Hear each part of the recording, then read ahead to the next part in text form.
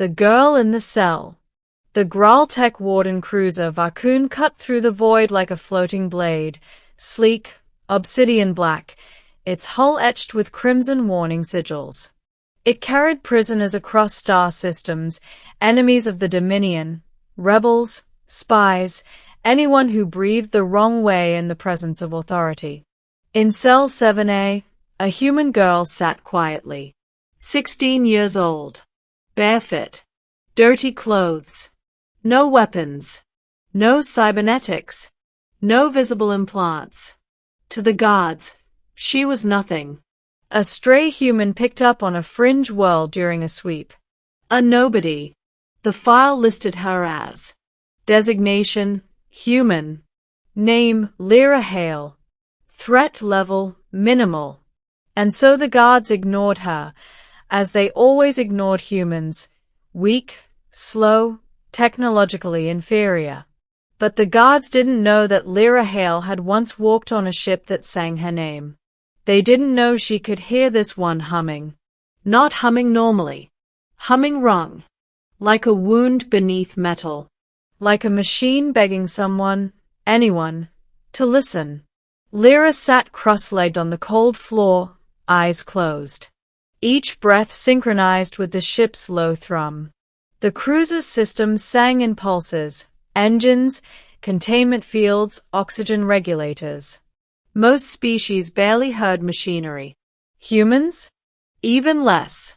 But Lyra was not most humans. And when the cruiser drifted past a dead star, its shields flickered for a moment, just a heartbeat. And in that heartbeat, the ship whispered to her.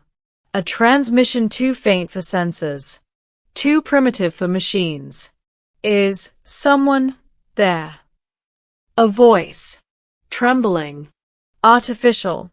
Alive. Lyra opened her eyes. Hello, she whispered softly. And the ship itself stirred. The guard's mistake. The next rotation, 2 Graaltech guards approached her cell. Both massive, scaled creatures in heavy combat frames. Their eyes gleamed yellow as they peered inside. Human remains still. One growled. Good. Easy cargo.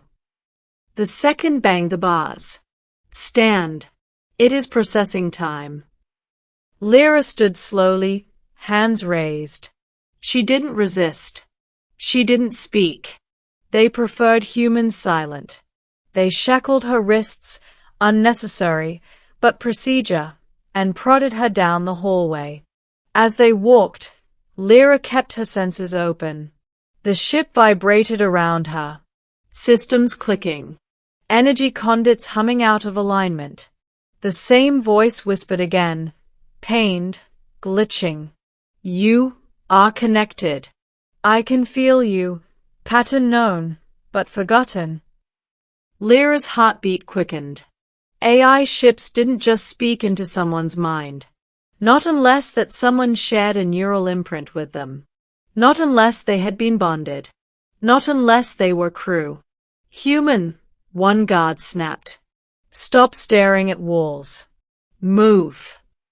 She startled, muttering, sorry. They shoved her into a processing chamber. Packed with confiscated gear, security drones, and a single massive neural interface column used for data extractions, mostly painful ones.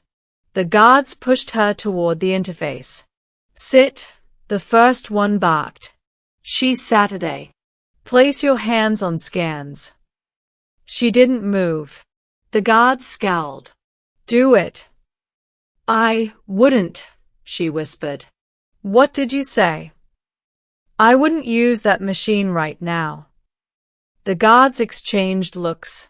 Humans didn't speak unless spoken to. This one was being difficult. Why?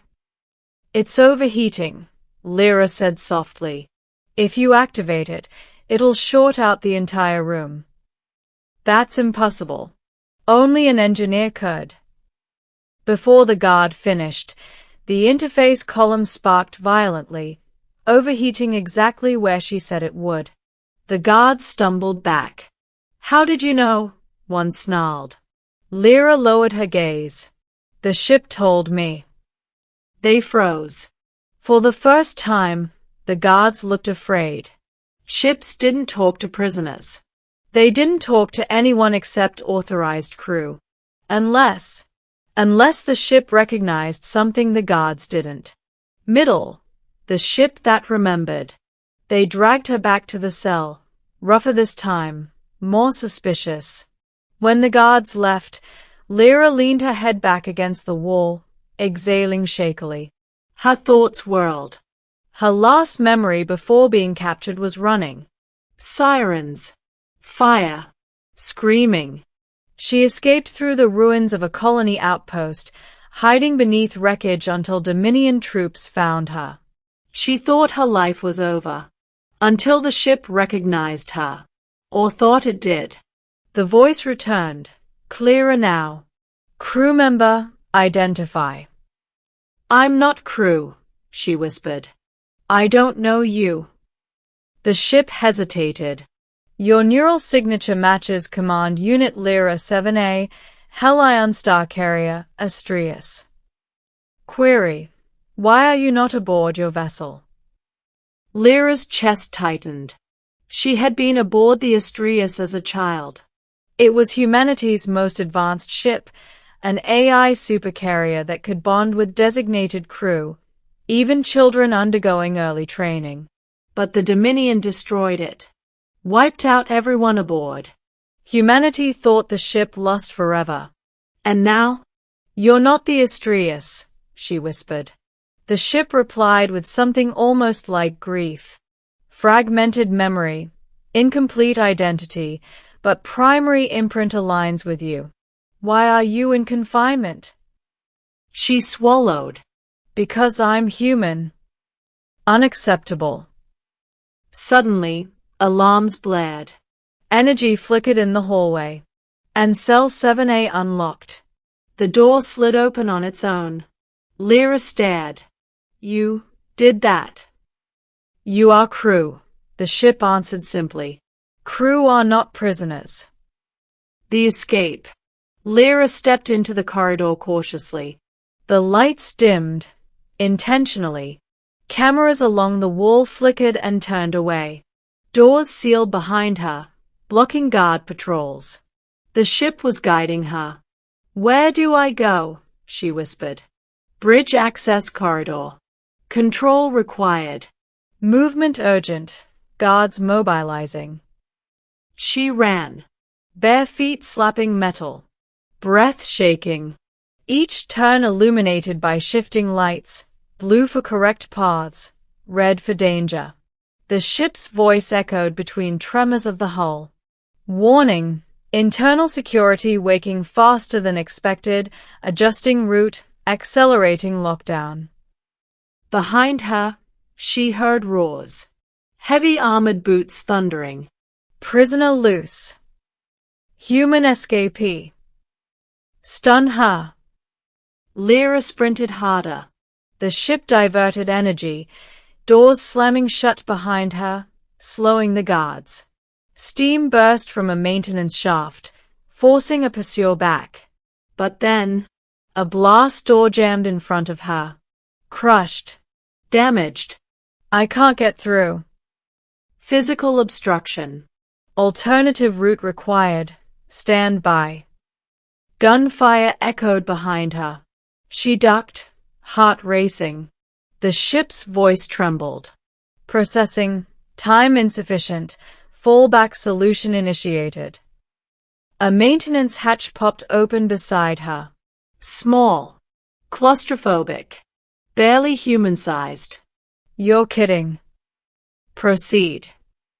Lyra dove inside. She crawled through narrow conduits, hands burning against hot metal, her breath loud in the confined space. The ship whispered directions into her mind, guiding her through pitch-black tunnels. Finally, she emerged into a dim auxiliary corridor beside the bridge. Only one guard remained between her and the door. A massive Graaltech elite. He snarled when he saw her. You? A human child? You will not pass. She backed away.